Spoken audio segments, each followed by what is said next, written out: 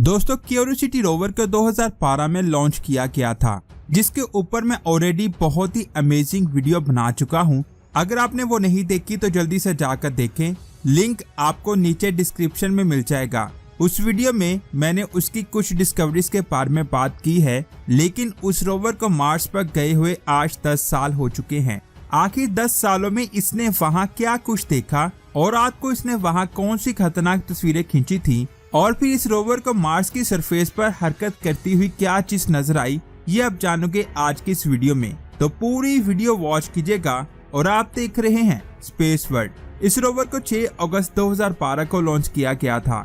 इसने बहुत ही कामयाबी से मार्स पर लैंडिंग की थी। उस वक्त ही मार्स सिलिकॉनस ऑर्बिटर बिल्कुल परफेक्ट जगह पर था, जिसकी वजह से उसने इसकी लैंडिंग की बहुत ही अच्छी तस्वीरें खींची थी, जिसे आप स्क्रीन पर दे सकते हैं। इसके बाद इस रोवर का सबसे पहला काम माउंट शार्प पर जाना था। इस पहाड़ पर जाने से पहले ये रोवर बहुत ज्यादा अजीब सी लोकेशन पर गया। इस जगह को इसकी इब्तदाई स्टेज ने तबाह कर दिया था।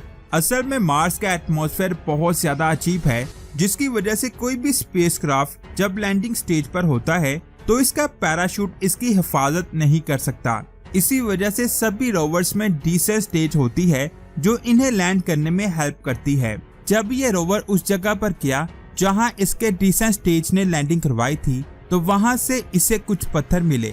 साइंसदान इन पत्थरों को सेडिमेंट्री रॉक समझ रहे हैं, यानी कि वो पत्थर जो पानी के बहाव की वजह से बनते हैं। ये पत्थर मार्स की मिट्टी के नीचे दबे हुए थे, लेकिन डायसन स्टेज के ब्लास्ट ने इन्हें बाहर निकाल दिया था। इन पत्थरों की वजह से साइंसदानों को पता चला कि अरबों साल पहले मार्स पर पानी मौजूद था।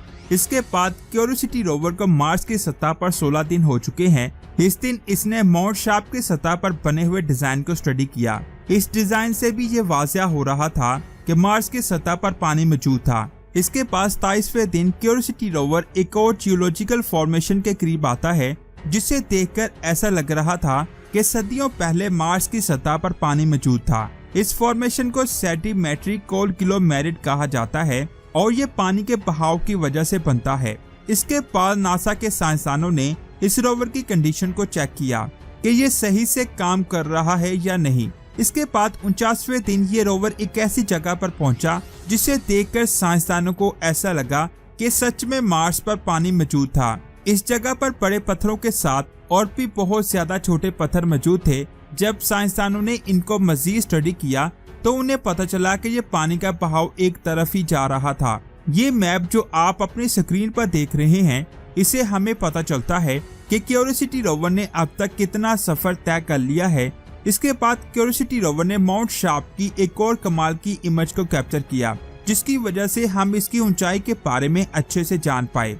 इसी दौरान ये रोवर पिरामिड पत्थर के पास आता है। रोवर के ऑन बोर्ड लेजर सिस्टम को चेक करने का साइंसदानों के पास ये सबसे अच्छा वक्त था। और इस इमेज में आपको ये डॉट नजर आ रहे होंगे, ये वही डॉट है। यहाँ रोवर ने अपने लेजर को चेक किया था। लेजर टेस्ट करने के बाद साइंसदानों को इस पत्थर के केमिकल कंपोजिशन के बारे में बहुत ज्यादा इंफॉर्मेशन मिली।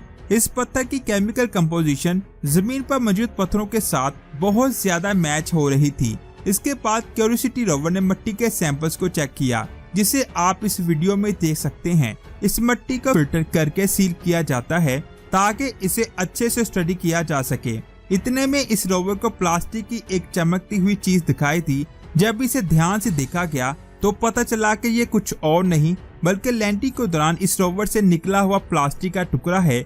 इस टुकड़े को क्यूरियोसिटी रोवर ने इसलिए टेस्ट नहीं किया कि हो सकता है इसमें जमीन का कोई बैक्टीरिया मौजूद हो, जो क्यूरियोसिटी रोवर के इनर सिस्टम को खराब कर सकता है। इसके बाद रोवर ने थोड़ी और मिट्टी ली और इसे अच्छे से फिल्टर किया। इसके बाद इसे भी सील कर दिया गया ताकि इसे भी अच्छे से स्टडी किया जा सके। इतने में इस रोवर को एक और पत्थर नुमा चमकती हुई चीज दिखाई दी। जब इस जगह को खोदा गया तो इसमें से और भी इस तरह के चमकदार टुकड़े मिले, जिससे ये बात वाज़िया हो गई कि ये कोई ऐसी चीज नहीं है जो रोवर के साथ मार्स पर आई हो, बल्कि ये मार्स के मिट्टी का ही हिस्सा है। साइंसदानों का कहना था कि हो सकता है कि सिलिकॉन से बना हुआ ये कांच का टुकड़ा हो। इसके बाद क्यूरियोसिटी रोवर ने फिर से मिट्टी को लिया और इसे फिल्टर करके सील कर दिया। इन तमाम चीजों को स्टडी करने के बाद पता चला कि इस मिट्टी में पानी जैसी नमी भी मौजूद है और ये टुकड़ा मार्स पर जितना ज्यादा चमकदार नजर आ रहा है असल में उतना नहीं है, क्योंकि जब क्यूरियोसिटी रोवर ने मार्स की सरफेस की मिट्टी ली थी तो वो बाहर वाली मिट्टी की निस्बत डार्क कलर की थी।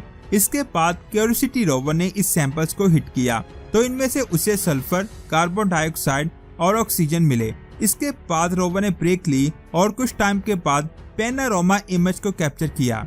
ये वो जगह है जहां रोवर खड़ा होकर मिट्टी के सैंपल ले रहा था। इसके बाद रोवर को मार्स पर 120 दिन हो चुके हैं। इस दिन रोवर बहुत ही अच्छी जगह पर जाता है जिसको आप स्क्रीन पर देख सकते हैं। यहाँ पर मिट्टी और पत्थर बहुत ज्यादा मकदार में मौजूद हैं। ये पत्थर पानी के बहुत बड़े बहाव का सबूत देते हैं। इन पत्थरों पे जो आपको सफेद पाउडर नजर आ रहा है जो मार्स की सतह पर बहुत ज्यादा तादाद में पाया जाता है।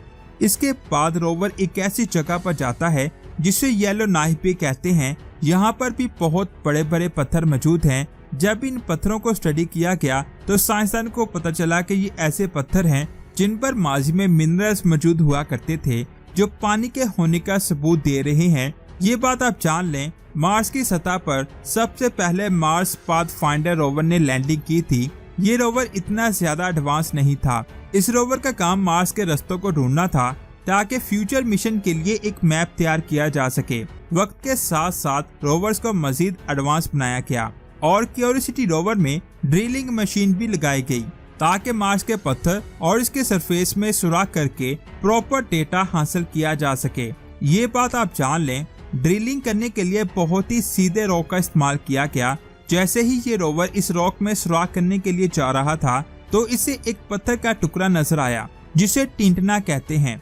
इसकी इमेज लेने के बाद जब इस पर हाइड्रेशन टेस्ट किया गया तो पता चला कि इस पत्थर के अंदर बहुत ज्यादा नमी मौजूद है।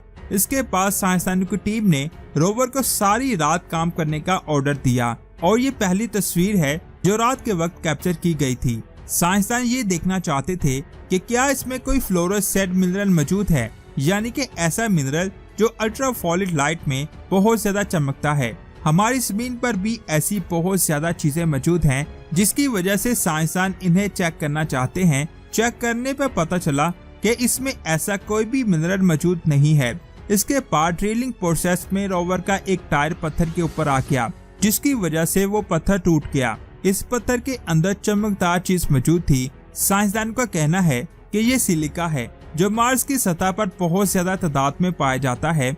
अब रोवर को मार्स पर 200 दिन हो चुके हैं। इस दिन रोवर में अचानक से एक प्रॉब्लम क्रिएट हो जाती है और वो नासा की कमांड को सुनना बंद कर देता है, जिसका जिक्र मैंने इसकी लास्ट वीडियो में भी किया है। असल में ये बूट लूप में फंस गया था। बूट लूप में रोवर के अंदर जो कंप्यूटर होता है, जब उसके अंदर कोई बैक्टीरिया जाता है तो उसकी बैटरी बहुत जल्द खत्म होने लगती है। ऐसी सिचुएशन के लिए रोवर के अंदर 2 कंप्यूटर्स लगाए जाते हैं जिसे पायलट और को पायलट कहा जाता है। जब पायलट कंप्यूटर काम करना बंद कर देता है तो फिर को पायलट काम करना शुरू कर देता है। लेकिन इसमें कुछ ऐसा वायरस आ गया था कि पायलट कंप्यूटर को काम करने नहीं दे रहा था। अब साइंसदान बहुत ज्यादा डर गए थे कि कहीं ये रोवर बंद ना हो जाए। अगर ऐसा होता है तो इस रोवर का कनेक्शन हमेशा के लिए हमसे टूट जाता। अब साइंसदानों ने एक स्टेप लिया और पायलट कंप्यूटर को बंद किया। अब को पायलट कंप्यूटर को फौरन स्टार्ट होना चाहिए था, लेकिन 4 मिनट तक कोई भी रिस्पॉन्स नहीं मिला। साइंसदान को लगा कि शायद अब कभी भी इस रोवर के साथ हमारा राब्ता नहीं होगा, लेकिन कुछ ही देर में सिग्नल आना शुरू हो गए। अब को पायलट मेन कंप्यूटर को कंट्रोल कर रहा था। इसके बाद तमाम चीजों को चेक किया गया ताकि कोई गड़बड़ ना हो जाए। इसके बाद इस रोवर ने बहुत लंबा सफर तय किया और 343वें दिन रोवर ने मार्स के इस पहाड़ की इमेज को कैप्चर किया। इस पहाड़ को ट्विन कैरन्स कहा जाता है और ये वाकई में बहुत कमाल की तस्वीर है। तो दोस्तों, ये थी आज की अमेजिंग वीडियो। आपको कैसी लगी नीचे कमेंट्स करके जरूर बताएं। वीडियो अच्छी लगी तो लाइक करने के साथ साथ इसे आगे भी शेयर करें। मिलते हैं एक और अमेजिंग वीडियो में। अपना बहुत सारा ख्याल रखें। अल्लाह हाफिज।